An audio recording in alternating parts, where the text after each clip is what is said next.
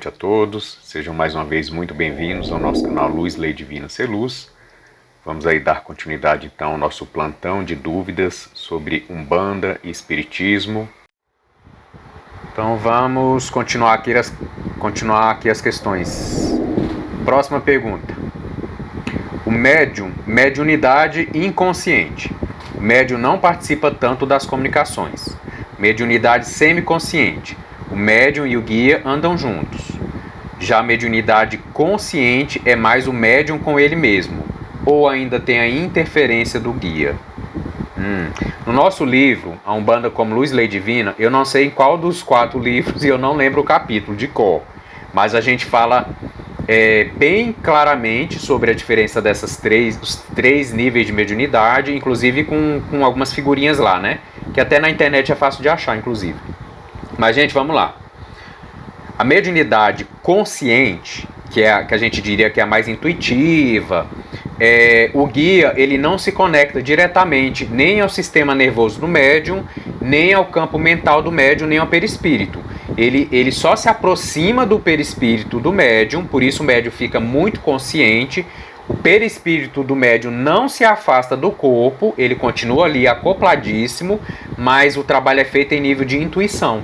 Esse é o médium consciente, tá? Aí, as gradações, gente, não existem limites muito bem definidos, tá? Esses são formas figurativas da gente entender. O médium semiconsciente, o guia, ele já acopla um pouquinho mais no médium, ou seja, o perispírito do médium se afasta um pouquinho do corpo. Na consciente ele não se afasta nada. Na semiconsciente, o perispírito se afasta um pouco. Agora, nessa semiconsciência, tem os momentos de mais consciência e de mais inconsciência. E aí vai depender do afastamento do perispírito do médium com o corpo dele. E a aproximação, ou seja, o nível de acoplamento do guia no médium. Tá? Esse é o semiconsciente. E aí nesse semiconsciente, o guia já projeta também nos chakras e no sistema nervoso e no campo mental do médium. Por isso, a fenomenologia é um pouco mais forte. Tá? E essas oscilações ela pode acontecer dele ficar mais inconsciente ou dele ficar um pouco mais consciente. Por isso é semi. Ele vai um pouquinho lá e um pouquinho cá. Já o inconsciente, não. O espírito ele se acopla de tal forma que o perispírito do médium é afastado do corpo, não é desligado, é afastado, fica aqui próximo.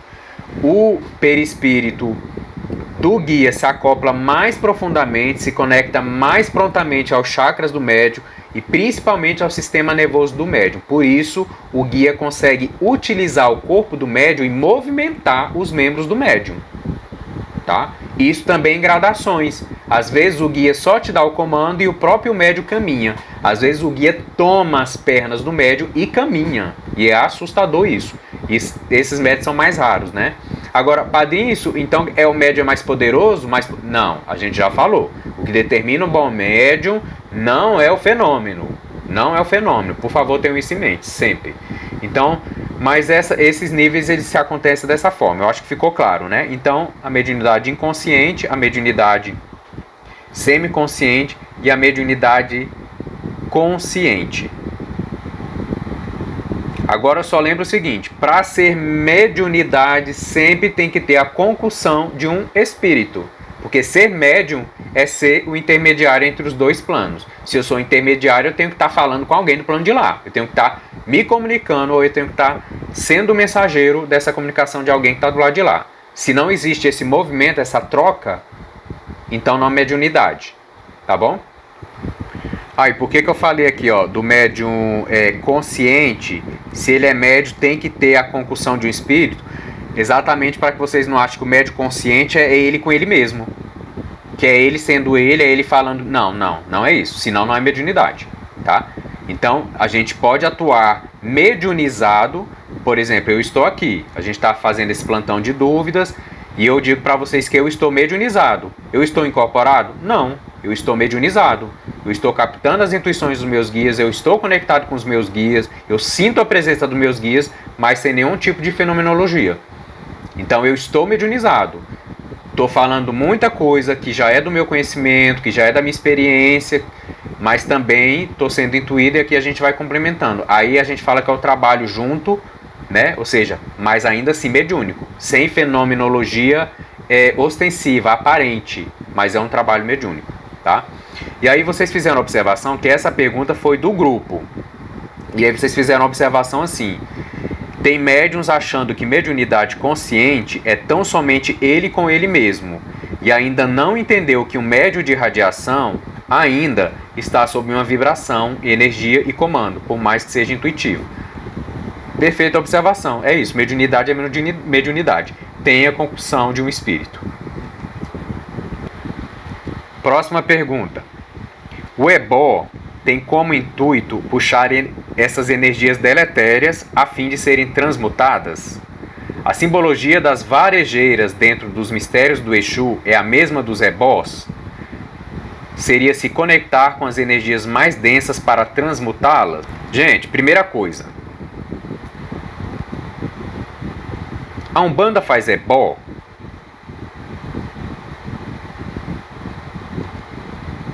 Faz, gente, faz, gente. Então, assim, é uma coisa que eu trabalho muito com vocês, eu faço questão de... Porque, assim, tem coisas que são fundamento do candomblé, que na Umbanda não se faz, tem coisas que são fundamento da Umbanda, que no candomblé não se faz, e tem coisas que são fundamento tanto de uma quanto do outro.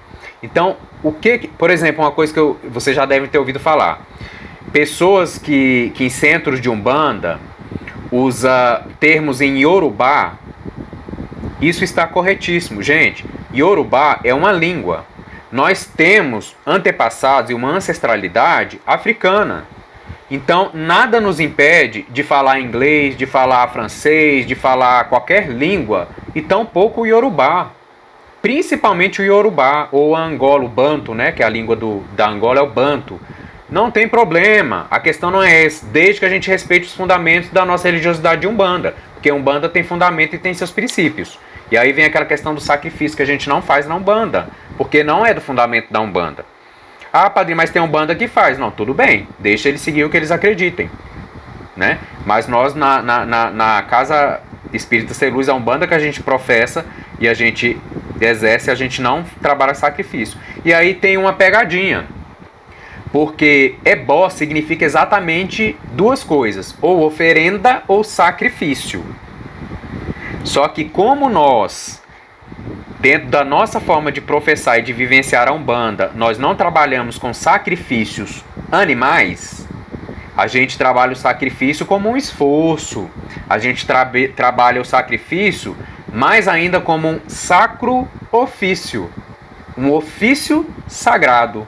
Entendeu? Então, padrinho, o que é o ebó? Significa uma oferenda, que a gente faz um movimento energético para os orixás, para um guia, para que eles utilizem aquela energia para nos limpar, para nos purificar, para nos curar. Nós fazemos a nossa parte e eles fazendo a parte dele com o automagismo da Umbanda.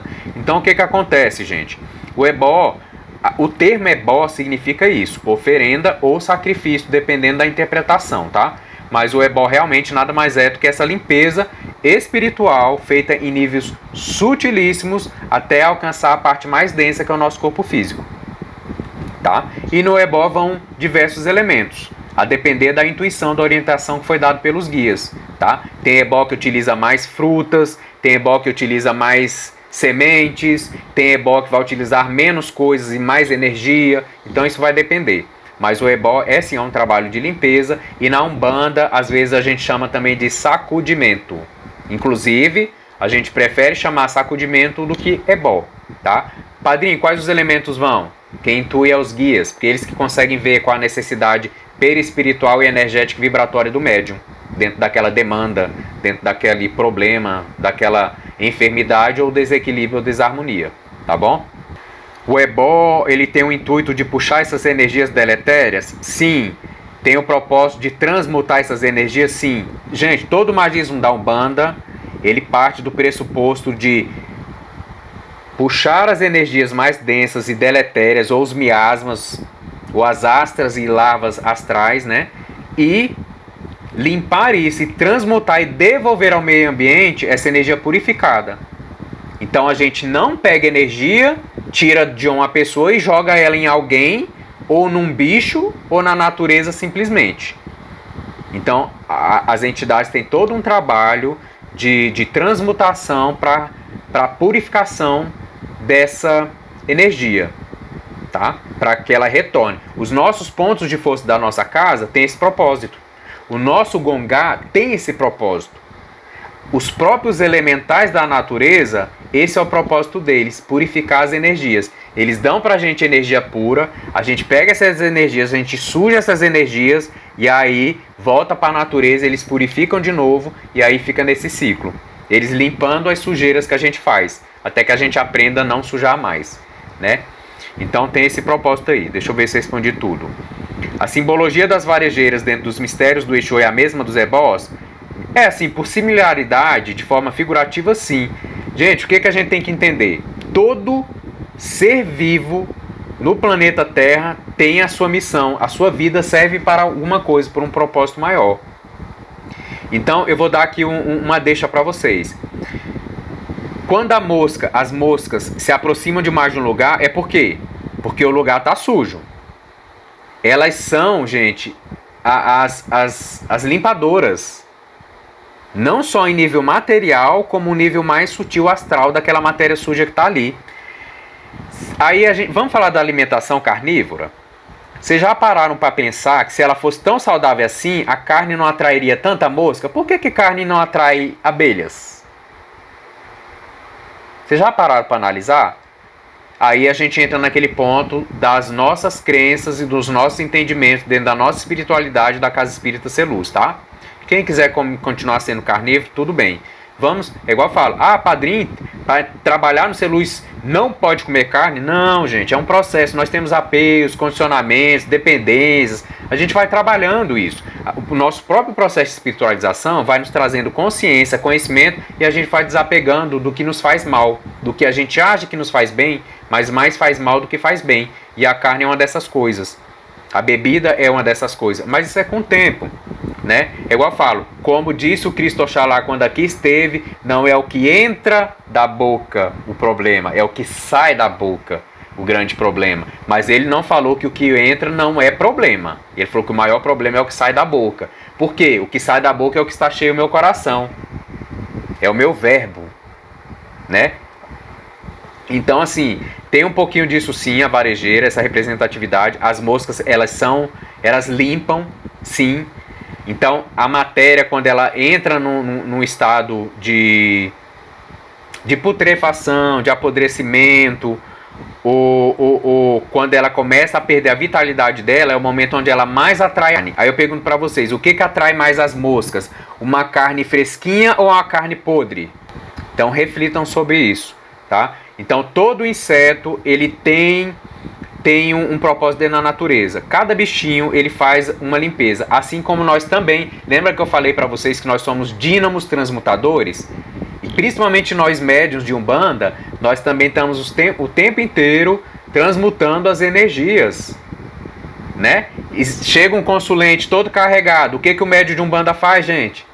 Se não ajudar ele nesse processo, puxar um pouquinho dessa energia, transmutar essa energia, devolver para ele energia mais saudável, mais salubre.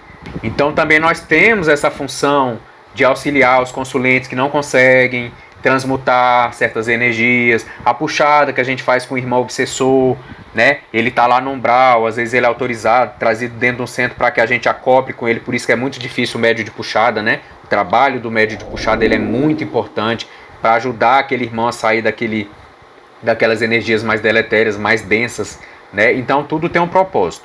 Então tem essa correlação simbólica com a varejeira ali dentro do simbolismo de Exu, que os Exus também são, por ser, né, os grandes mensageiros da luz para as sombras, então são eles que estão aqui para nos auxiliar nesse processo de limpeza, de proteção, de caminhada, nessa dimensão mais densa.